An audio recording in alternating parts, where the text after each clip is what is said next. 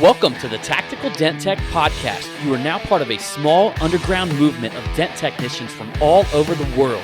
We are on a mission to change our industry with innovation, intelligence, and skill. But because we don't rely on an insurance company to steer customers our way, we need to do things different. We need to do things smarter. We do that through a network of technicians that we call the Tactical Tech Movement. Now let's get this revolution started. Hey, what's up everybody? John Hiley here with the Tactical Dent Tech Podcast, chilling with long time no see Angela Hiley. Hey.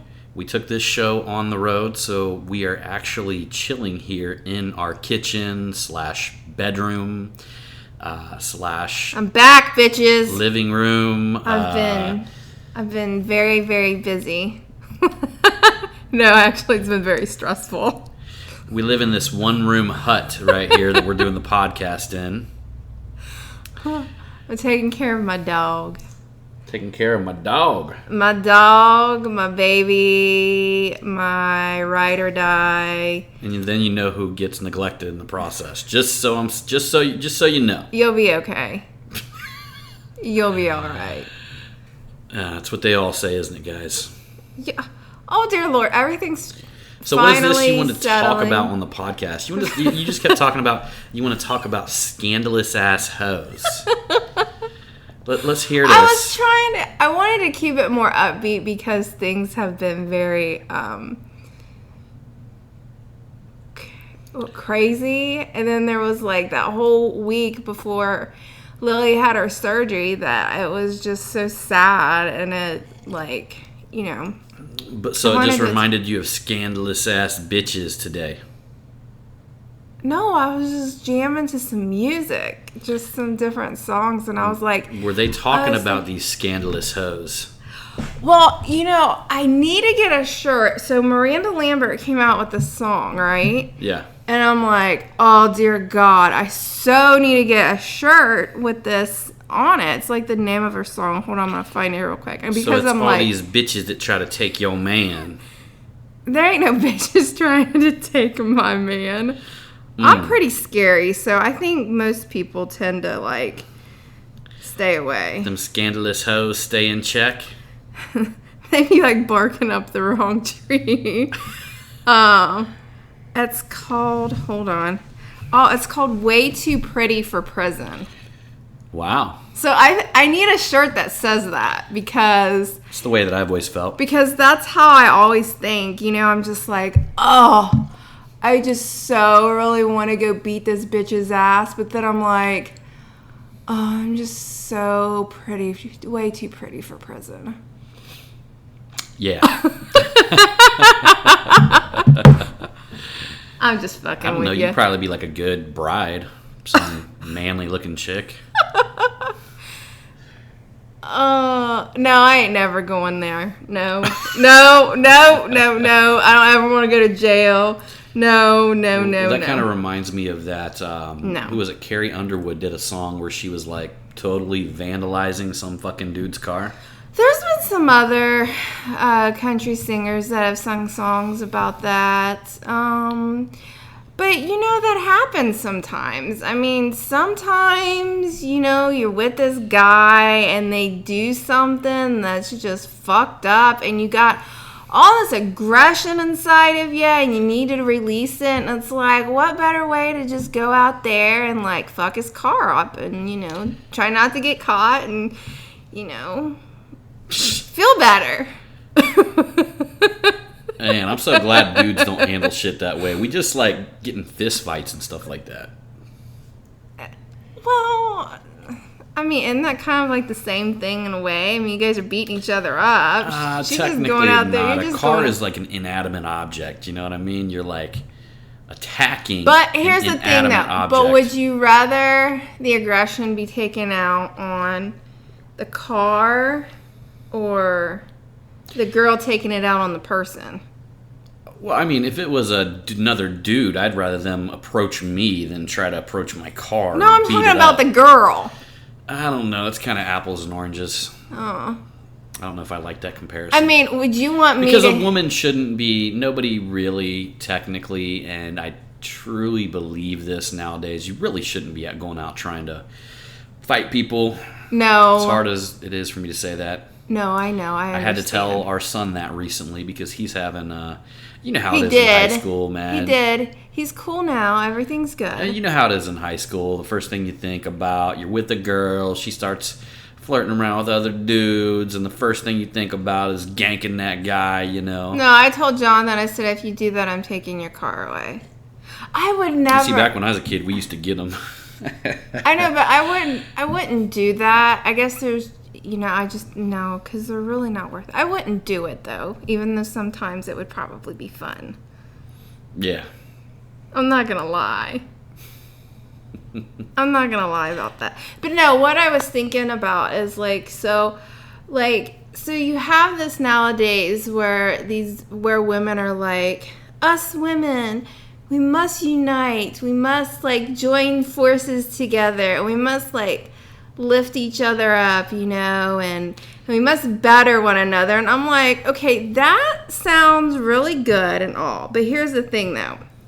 You have these hoes out there that, will say they're your friend, but they're really not your friend. And then they try and go around and either try to fuck your husband or your boyfriend. Yeah. It's like a competition. So I'm thinking, how is that really, us women uniting together to be able to lift one another? You know what I'm saying? It's you gotta use a little sense. You gotta know who you're gonna fuck with. I know, but I'm just ugh. And then they're always trying to say that, men are the ones that really are, holding us down and this and that. And I'm like, no, it's just the whole women, all us women. No, not all of us women, because I'm not like that, though. I'm not like that. I'm not like that. I don't think they really make women like me anymore. There's very few out there in this world. Well,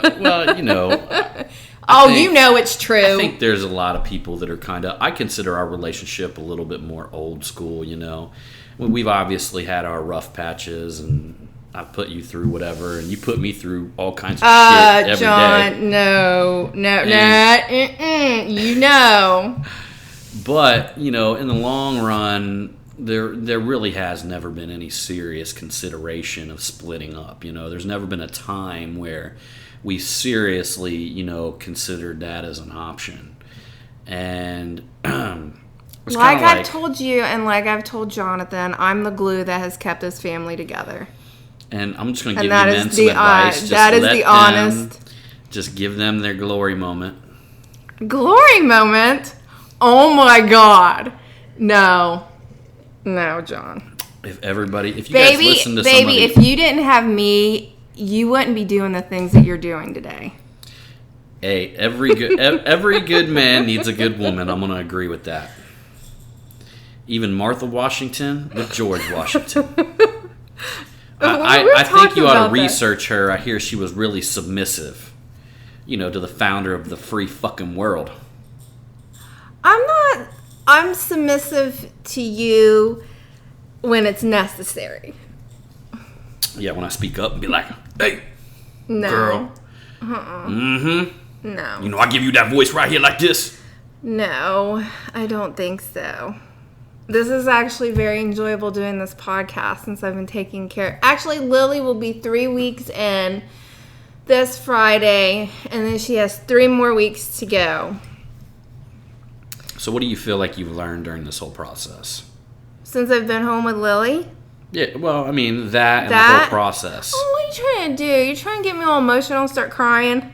No. I want to say that, here's what you guys got to understand. We had another miniature schnauzer. Moses. Which he was our first one. He was a boy. And back in 2011, it was the beginning of the Dayton hailstorm. No, it was when we moved. It was towards, the middle of that hailstorm because we were already moved down here and we were living in Miamisburg. And he got sick, the drop of a dime. And we took him. We didn't take him to this vet hospital. We took him to a different one.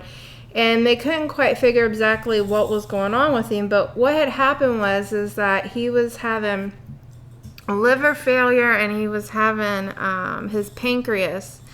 It was inflamed. And they told us that there was a 50-50 chance of him being able to recover. And he was getting... there was some sort of blood transfusions. Yeah, something like...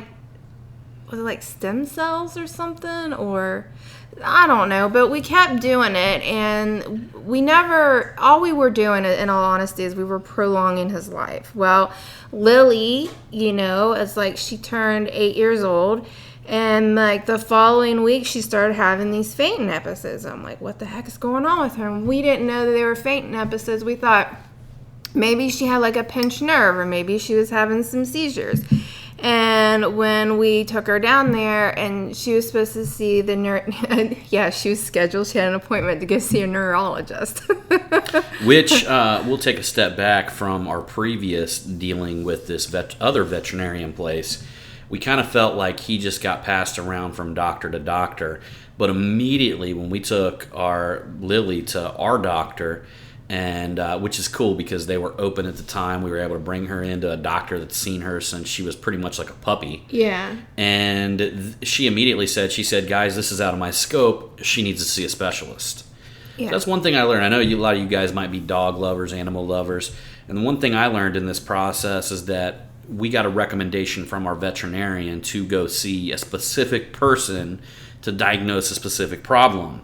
And what I really learned from it is taking him to the other place. And I'm not saying he would have survived or anything like that, but what I felt like was that he was passed around from person to person trying to diagnose something that they weren't qualified to diagnose. If that makes sense. Because believe it or not, there are cardiologists, there are neurologists, there are actual people that specialize in certain areas of pet care. Yeah.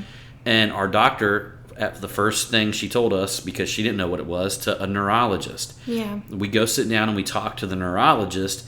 She immediately says, well, if it's neurology, she's not going to be excited when it happens, meaning her heart rate's increasing. Yeah, and Lily did have a fainting episode, and she's like, oh, no, you need to see the cardiologist. So, and the cardiologist came and ran the test. A bunch of tests. Any test that you could possibly imagine that you would run on a human to see what was going on with the heart, that's what was ran on Lily. And she had an EKG, she had an ultrasound, very extensive blood work. They did some other stuff. I mean, everything came back okay, but they were saying that her heart just wasn't beating the way that it was supposed to. It's a certain type of disease that...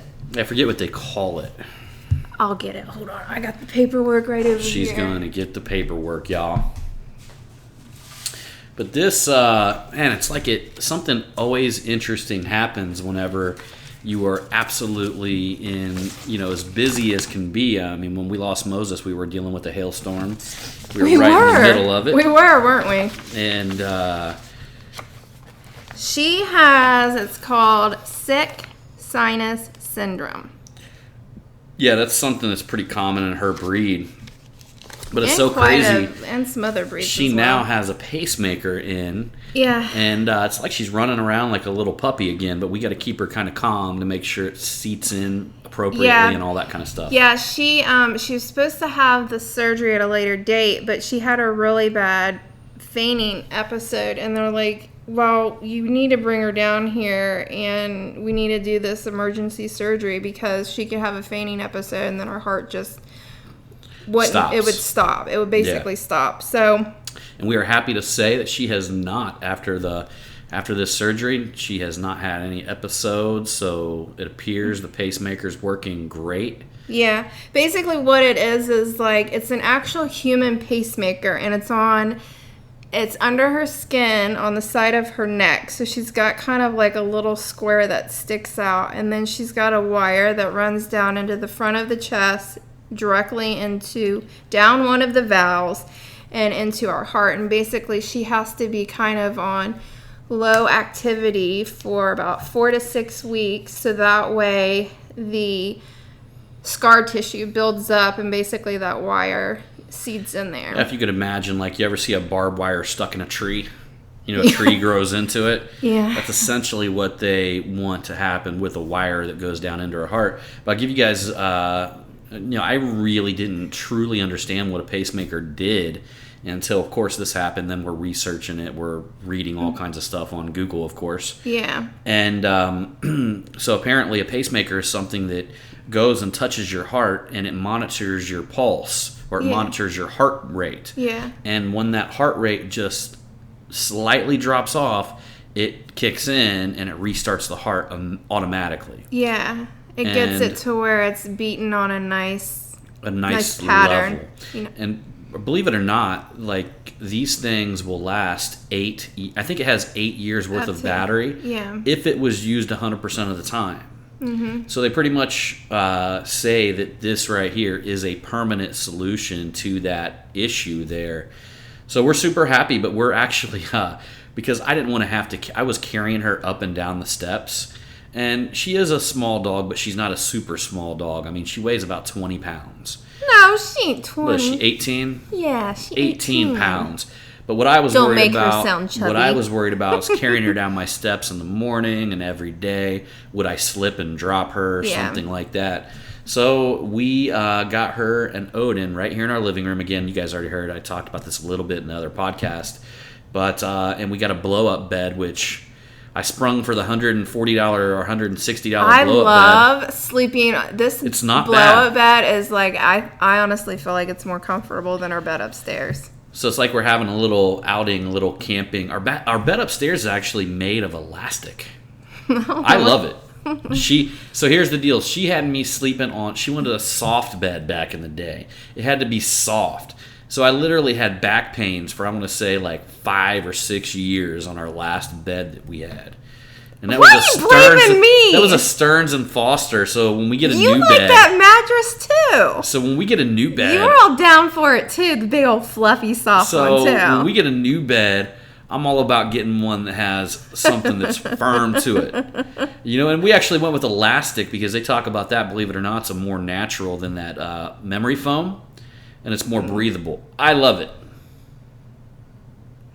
I mean, it's nice. I always feel like I get hot, though, when we're laying on it. Like, my butt starts burning. It feels like it's on fire or something sometimes. Well, that might be the salsa you eat before you go to bed. No, it's not. I like the blow-up bed. That's been fun. But it's definitely been a very crazy ride because I really thought I don't want to get emotional. I don't want to start crying. So we're down here watching Real Housewife, you know. Oh, it's been so crazy with Lily because I thought that I was going to, like, lose her. But it's like I wanted this is what it was. It's like I was I was, like, going back and forth because it's like, no, I want my dog to be here with me for, damn, I must start crying, John. You're supposed to say something. You're not supposed to, like, look at me. You're going to be all right. Well, I'm going to give you guys a little something what I've learned during the process. You know, what I've learned really during the process, and I think things like this in your life really brings into perspective what matters, you know. And that person had a little slight comment on Facebook or especially on YouTube. I think I just got some fucktard that just wrote something on one of my videos a minute ago. But, like, all of that shit is so minor and so insignificant that you can never let them little things bother you because all of a sudden a big issue could come along and it literally just takes over everything. I mean, you know, we consider our dogs like family. Yeah. And to think if one of my family members got sick, and I know some of you guys today are maybe dealing with that, and my heart goes out to you because really, truly, that's, you know, wealth, success, all of that stuff is impossible for somebody who's dealing with, with health issues and things like that. So, and puts me back into a feeling of gratitude, a feeling of blessing. And I think a lot of times, you know, we get so busy in life and we get like so super hyper focused on, you know, the big picture, and we tend to be upset if things don't go our way, and we don't really step back and look at the overall picture, that if people around you are healthy, that if you're making progress, that if you're living life, you're experiencing life, you actually have the ability to be around and be with the people you love, then you're winning, you know? You're being successful. You're living a successful life. Mm-hmm. That's something that I've been working on quite a bit with myself, is just finding I think a lot of people, they push happiness to like another day or another time. And they take happiness and they say, well, happiness is when I go on vacation, you know, at the end of this year. Or happiness is when I'm off on Friday or Saturday. You know, or maybe happiness is whenever my business finally succeeds, or whenever I open this new company, or whenever, you know, now my business is succeeding, but I need to be making like $1 million a year. So happiness is at $1 million a year. But then when you get to $1 million a year, happiness is at 10 million a year. And the problem with that is that happiness is right here with us, you know, all the time. It's your choice. It's a choice right now. I know. That's just like right now. I'm not at the shop with John, but I'm staying at home, and I'm like enjoying every minute with Lily, because she could have, and we could have had to end up putting her to sleep, but thankfully that this surgery has helped her, and she's like a new dog, and I'm thankful that hailstorm came through, because it gave us that extra money to be able to, you know, take care of her.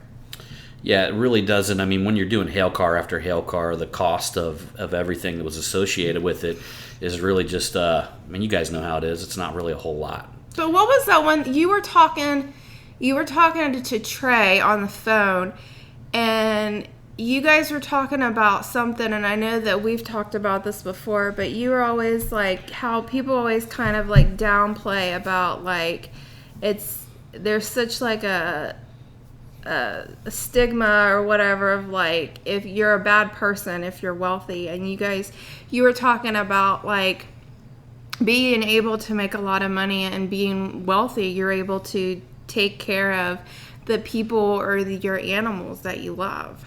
Well, a lot of people know that, you know, how I'm not all about having that conflict with money. You know, I am in alignment with money, and, you know, I don't believe that it's bad at all. I believe it's very, very good. I couldn't imagine the world without it, you know. There would have to be some other exchange, of course, gold, whatever, blah, blah, blah. But right now, money is a currency. It's just a means of exchange. And, yeah, me and Trey Scott were talking about that. He said, you know, that's the great thing about being a provider, is that you can provide for the things and people you love. Mm-hmm. And that's one thing I think is overlooked with money, you know, especially people that have that massive stigma of, you know, if I make a lot of money, I'm going to be a bad person, blah, blah, blah. Like, all of that stuff is so much horseshit, because guess what? There's good people that have money. There's bad people that have money. There's good people that don't have money. There's bad people that don't have money. Yeah. You know what I mean? Like, money is just an extension of who an individual is. And, you know, and I think I talked a little bit about this on some of the previous podcasts. So I'm not going to go too deep into it. But, yeah, you know what? It feels damn good to be able to take care of the people and things around you and not really feel the pinch. And, yeah, it just got me thinking more and more in the future of, like, how we can do things to help people that might need this specific surgery done. Mm-hmm. You know, because in all reality, not everybody is going to have the type of money that it takes to do these type of things. No, and I totally, like, I so recommend this. Like, when you get a pet and they're a puppy, get pet insurance. Well, Odin doesn't have it yet. Well, Odin will be getting pet insurance. I wanted to see what it was going to, and it's not that bad. Like, you can get just, you know, like a medical coverage that just pays for, you know, like what Lily had done, you know, an extensive surgery that's, you're going to be spending like $30 a month. Or if you want something that's going to include pet visits and, you know, the shots and all this and that, I think it was like $47, and it was through Nationwide. Hey, plus it's a tax write-off. Yeah. Hey, the company mascot. You got to take care of the mascot. The mascot's got to have health insurance. Yeah, so I mean, like, Layla and, like, Lily's 8 and Layla's 7, you know. Lily had, you know, this it's not a very like major surgery. What the cardiologist was telling us, like it's all not, the money was in the pacemaker, really. Yeah, that's what the pacemaker. They can actually test that thing from the outside. They literally can put like a magnetic connection to it and test its battery strength. They can test how often it's been running. Yeah. All kinds of stuff like that. When it needs readjustments. It's kind of cool because like people at our veterinarian's office, they've only seen 2 or 3 2 or 3 patients, right? Yeah. Little poop-eating patients that have had this done. So when Lily goes in there, she's like famous. Everybody's wants to come into the room and they want to look at her and they want to see it. Yeah, everybody's in awe, but it's actually a very common surgery. The very first pacemaker ever put in, I want to say, was in the late 50s. And then about 10 years later, they did that in a pet. 1967, that's when they put the first pacemaker in a dog. Mm-hmm. It's crazy. It's crazy. Like nowadays, they can pretty much do everything that they can do for a human. Yep. It's crazy. But I'm thankful I got Lily. And it'll extend her life anywhere from 3 to 8 years. But I'm not putting no little, like, we have this much time. I'm enjoying every day. Yeah. And, the one thing I want you guys to, another learning experience that we had during all of this was that we had to kind of erase a past fear to move forward on this because, it was such an emotional event when we lost our first dog, Moses, and we spent all this money and he just kept getting worse and kept getting worse, that at that time when we lost him, we said that we would never do it again. Yeah. And you got to think, we were just thinking how we just prolonged his suffering. And that was her biggest fear, is that we were going to prolong Lily's suffering, and then the same thing was going to happen. But I had to constantly remind her that this was a different scenario. This had different odds, and it felt really different. Like, I normally go with the way that I feel inside. And from the moment that this happened to her, I did not have that feeling that we were going to lose her. Yeah. Like, the entire time I had this feeling that she was going to be okay. And I want to say, whatever little voice in your head, probably me talking to myself, whatever it is, it was telling me, keep moving forward, keep doing it. It's going to be all right, And I didn't hesitate a moment. Anytime they asked for something, anytime they wanted something done, I just told them do it. And it was a little bit tough for her to take the previous experience and like, it just makes you wonder, like, what previous experiences are you carrying around that's causing, like, dictating the judgment that you have today? I'll give you guys an example of one. I had a bad blowout with a family member who was an employee of mine that made it hard for me to want to hire and train people again. So I was taking that previous experience and it became, next thing, I've got an issue. I've got something stamped in my brain that's telling me, that's going, don't go down that path again. Mm-hmm. Don't walk down that path again. And a lot of times, it's almost like they talk about, when you wreck a motorcycle enthusiasts will tell you they want to get back on and ride the next day. Because if you don't do it, you're going to have that fear in your heart and in your mind. And it's kind of interesting because now I want to do things that bring fears to the table so I can bring whatever issue I have to the table in front of me, because there's a lot of times we'll keep fears in our life that will hold us back from reaching our true potential. It's not just about moving forward with a surgery on a dog. It's about everything. That's just an example. It's a great example. Yeah. But it's everything. We have a bad experience and we mark it in our life. When we talk about NLP, which is neuro-linguistic programming, which is very interesting stuff. I've studied it a little bit, but NLP calls that pillars of false belief.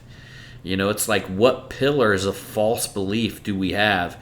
And I think a lot of that just comes down to you bringing these false beliefs into question. You asking yourself, like, okay, well, I'm not doing this, or a fear. You get hit with fear and you start asking yourself, why am I feeling this way? Mm-hmm. And a lot of times you're going to find that fear has got some sort of pillar underneath of it. Imagine a table that has pillars underneath of it. That table is your fear, and then pillars underneath it are the false beliefs that hold that table up. Yeah. So you want to look at it like, what false beliefs do I need to start pulling away? Or what happened to me during this life? Like, I can tell you the employee thing of hiring employees and stuff like that with several employees that I had. I had one employee that ended up leaving me, becoming like I want to use competitor loosely, but ended up leaving me and going out on his own, right? And then I had one right after that I don't know, was just really lazy.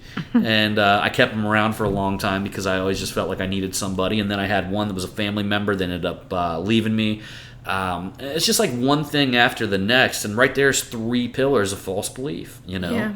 And it caused me to not want to hire people full-time around me, Yeah, I totally get you. Now I'm better. Oh, I'm not emotional again. She's back. Dear God, I don't even think they realize how much crying that I have, done. I think I cried so much that I couldn't cry anymore, but it was like I wanted to cry, but I couldn't cry. It's probably true. Yeah. Mm-hmm. Yes. That's why I wanted to start the podcast and talk about hoes. I wanted to try and talk about something funny. She told me the whole time, I'm like, she's like, when you want to talk about the podcast? I'm like, I really don't care. Let's talk about whatever you want to talk about. And I'm talking about she's hoes. like, let's talk about bitches and hoes that be scandalous hoes. And I'm I was telling, who are these scandalous hoes? Listen, I was telling John, we were going to the grocery store. I think it was last week, and I was like, John was singing some song, and I was like, oh, T-Pain sings that. And I'm like, man, that dude's got one hell of a voice. He's got, a really good voice. I was like, but I don't get it. Whatever happened about singing about, good, love songs? Nowadays, you got these, R&B singers, and I don't know, it's like they went through this phase where all they are is, singing about strippers and going up and down on poles and this and that. And I'm like, how in the hell is that a fucking love song? That's like, man, you got one hell of a voice, and your voice is, really good, but, how is this supposed to be a good love song when we're just singing about a stripper going up and down on the pole and her booty's bouncing and, I'm just like, that really just doesn't put me in, a good lovey mood. I think you got to be like a that special... I want to be, getting it on with my husband. I'm like... I think you got to be a special kind of dude to marry a stripper. But I don't know. But, why can't they sing, what happened? I mean, 90s R&B, they never talked about... I'm in love with the stripper. I think he sings that one song. He's like, I'm in love with the stripper. She rollin', she riding something, da-da-da-da-da. And Akon sings that. And I'm just like, man, you guys got some really good voices, but why the hell are y'all singing about fucking strippers? I like Steel Panther's version. It's not love music. But if you guys haven't heard Steel Panther, go and Google it or get on your Apple Music and listen to it. There's a song about a stripper, but it's that makes your my phone bill, no, pay that my makes rent. your stomach. Is it that one? Or is it Oklahoma Girl? There's a couple it's not songs Oklahoma Girl. It's that will one of the other ones. I know, about but the there's stripper. a couple songs that'll really make your stomach, and it'll make your stomach feel really yucky. Oh, and they got inside. that Tiger Woods song. Yeah, but then Jonathan, oh my God, I forget how old he was, but he knew every word to Weenie Ride. Do you remember that? A song called Weenie Ride. Let me take you on a weenie ride. So offbeat. But I have a question for you. So, when you think of, good... weenie ride. So offbeat. And they'll hear that song and they'll be like, man, John's, butchering this song. But when you think of, good, love R&B music, what singer comes to your mind? Let's go 90-ish. I don't want to say who comes to my mind. I asked you this question. Seal. I'm going to play it safe on this one. Seal. Seal? Seal. What about Keith Sweat? Oh, yeah, Keith Sweat. Yeah. Has he got Ain't Nothing Wrong with a Little Bump and Grind? No, that's R. Kelly. Oh, no. You said it. What, R. Kelly? Ah. Man, that fucker, I swear, he got some good-ass music, too. Why does he got to go out there and do that shit for? Damn it. They all fucking up like that. Even that one guy who No, went to jail. you said, no, what did you say? And it wasn't even R&B. Who was that one guy? Who, Seal? No, not Seal. I don't even remember anything Seal sung. I don't Meatloaf. either. A little Meatloaf. You know, I was a Meatloaf man. Your mom loved that guy. What song did Meatloaf sing that he was? He sung that one that was like, you could sing was it like Beauty and the Beast or something like that? It was on Beauty and the Beast. I can't remember. I can't remember Meatloaf's song either. There's like one good song that I know of. No, from Meatloaf. Who was that one guy? He sings like this is. I think the singer was like from the 50s. Come on, you always bring him up. He's the one that's got that really deep voice. Talking about little Barry White. No, I thought that was somebody else. I know it was some other guy. He sings "What a Wonderful World." Oh, Kenny Loggins. Oh wait, he sings "Puff the Magic Dragon." He sings "Puff the Magic." That's a good song. Yeah, Kenny Loggins. Who was that? He sings something. I swear you had like one of his CDs and I found it when we were first dating. I'm like, John listens to this. And I think to myself, yeah, who sings that? What a wonderful world. Who is that though? I have no idea. Yes, you do. I seriously don't know. Yes, you do. You had his CD. If I was going to guess, I'd say Barry White. No, it's not Barry White. I am fucking horrible about this stuff. I don't even remember having his CD. I think it was one of your moms and you got it. It was like jamming to it. I have no damn clue what you're talking about on that one. You just don't remember. It's something I remember and you don't.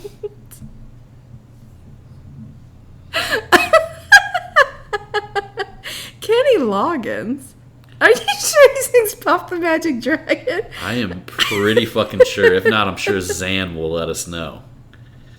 Bro, Kenny Loggins doesn't sing Puff the Magic Dragon. It's one of my people from Transylvania. Oh, hey, happy birthday, Zan. Yeah. Well, today we're recording. It is Tuesday, and we got to give Zan the man. Today is his birthday, so should we sing happy birthday to him?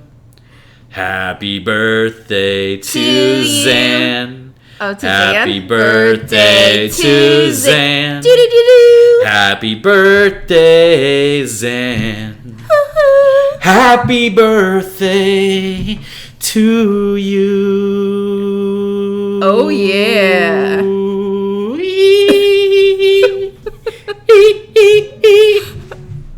Oh, you almost had Lily Allen. That's right. I don't think we ever sang happy birthday to anybody on this podcast. No, we haven't.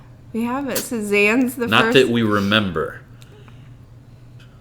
Somebody got proposed to on this podcast. Yeah. It was Sean Ferguson. Yeah. Proposed to Rachel. Yeah. I wonder when those two are going to get married. I don't know, but I heard I'm going to be the best man. And Jay is going to do the ceremony. Oh, really? Does anybody know that? Did anybody know that Jay Gearhart is a certified? What would it be considered? What is he, like a rabbi? No. He's Jewish, like a Jewish rabbi. No, I know what the word is, but I can't. I don't think it'll come out right, and I'm gonna butcher it. Or is he like a captain on a boat? Can a captain marry somebody? He's something. But I would like for him, like when we go to renew our vows, I would like for him to do that. He's gonna have to dress up like Elvis, though. But isn't he kind of like a minister? No, a minister. An ordained minister. I think that's what he is. Jay is an ordained minister. No, we should have He had to get on there and be like, hey, everybody, send me money. I'm going to give it to the Lord. I'm going to save your soul. You can send us money. We're going to send it to the Lord. Isn't his dad a preacher, though? His dad is a preacher. Yeah. You know what, though? He was telling me a little bit about his dad. His dad seems like a pretty cool preacher. I guess his dad won't do it in like a regular church because he thinks that people feel awkward and weird going into regular churches. He'd rather like preach in like a strip mall or something like that where people come in. It just doesn't feel like a traditional church. But you can just sit there and like listen and stuff like that and not kind of reminds you, we got that church of heavy metal here. Is that what's called? The Heavy Metal Church of Christ here in Dayton. Some dude started it out of a van, and what they would do is they would go into bars and preach to drunk people. They still have that going on? They do. Yeah, I do think they have a location now, though. Huh. Yeah, but it's called the Heavy Metal Church of Christ, and they have it in some of the strangest spots. They get in this big school bus, and they bring whatever, all their equipment, all their drums, all their guitars, all that stuff. Oh, so they actually jam out. Yeah, but they go to bars and they go to strip clubs. And they try to talk to the strippers about being saved by the Lord. Well, I mean, I could see like some big fat dude sitting in there and going, "Hold on, I'm going to talk to you in a minute. Let me get this lap dance out the way."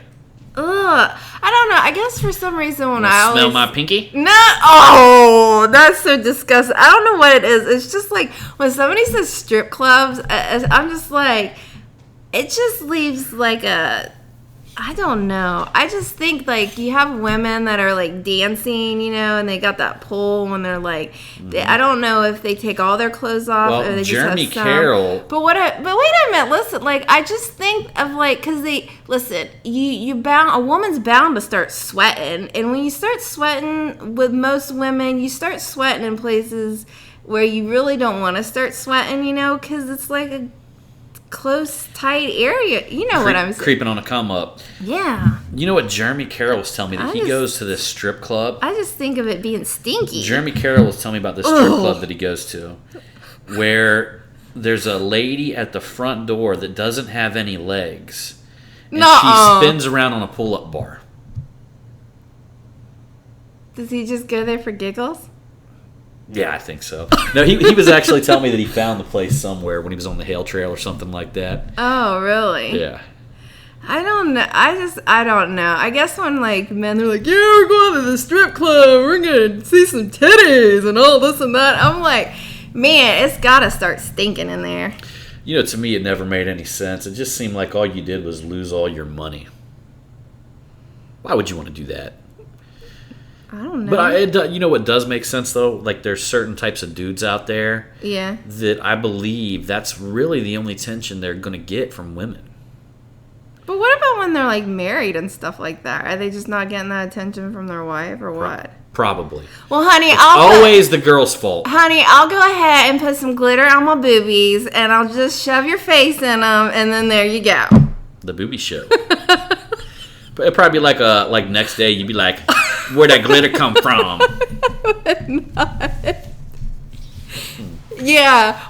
Remember when we're down there in Florida at the Militech Expo and you're talking to Brandon Peterson or whatever, and I'm like having this, and Jonathan's sitting next to me, and it was Dave Haxton sitting next to me, and I was like trying to have this, we were having this conversation. And next thing you know, I told him about the booby show. Yeah, next thing you know, Brandon like, oh, Angela, what? And I'm just like, what did you just say? What did you just say? I was totally embarrassed. I'm not going to tell you guys about it. Anyhow, y'all, I think we're about to bounce out of this. We're 43 minutes deep up in this motherfucker. This has been a good time. I've missed doing this. But I'm enjoying every moment that I get to spend with my Lily. That's right. I know, my dog. All right, everybody, we bouncing out of here. My BFF. Hitting Jeremy Carroll up if you guys want to know where that strip club is. No legs. Lady has no legs, spinning around on a pull-up bar. He knows all about it. Oh, my God. All right, everybody, we'll see you on that next one. And remember, it's all about the motherfucking hustle. Bang, bang. That's my line. Bang, bang. Pew, pew.